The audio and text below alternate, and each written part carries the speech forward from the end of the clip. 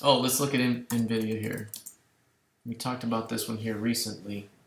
The same impulse range is the one we're using right now. This one, earnings gap up here. Very, very bullish move. This has been the same key range that we've had. It's basically the range from last December. So you had the little move down, move up. That gave us our midpoint here. And then you can see, again, the lower 25% level has been bid. This up here has been the upper 25. The one time it tried the edge, it failed and came across. Right now we have a big gap up. That's what I would call a breakaway gap. Professional gap where this thing is big time gap up and drives.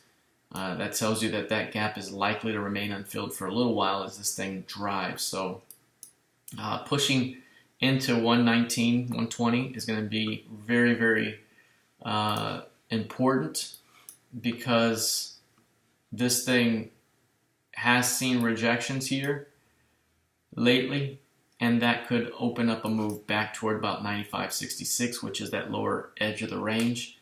But this has been a very bullish move here. Very, very bullish. You can see the uptrending move, markup phase, and this is the distribution phase where the market sets the edge and then trades and creates new balance, new value, nice D-shaped profile. But given the overall uptrending nature, the expectation would be for a continuation up.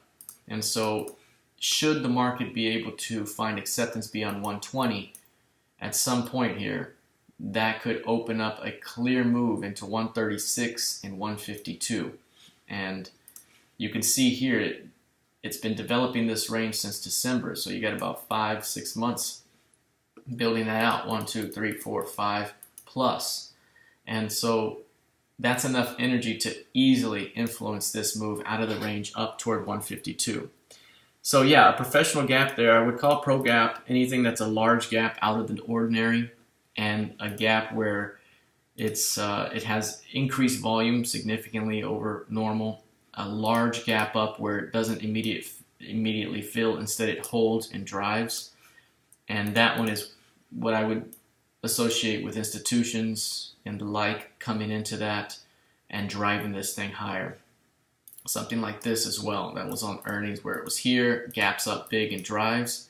And a pro gap tends to do something like that, where it just continues to drive. It's not something where you're just gapping up modestly and then filling right away.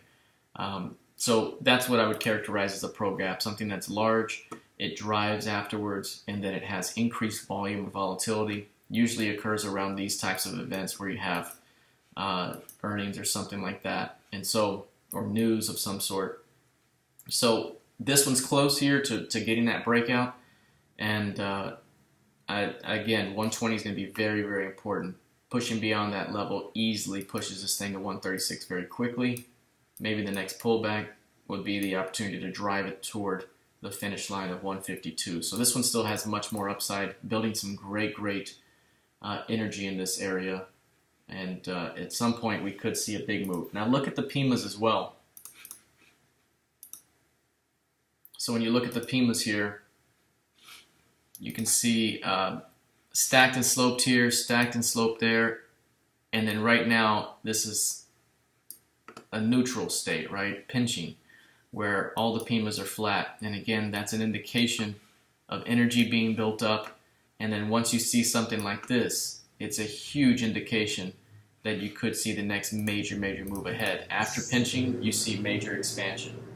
So this one could be, again, an opportunity to drive toward 150. So that's really nice.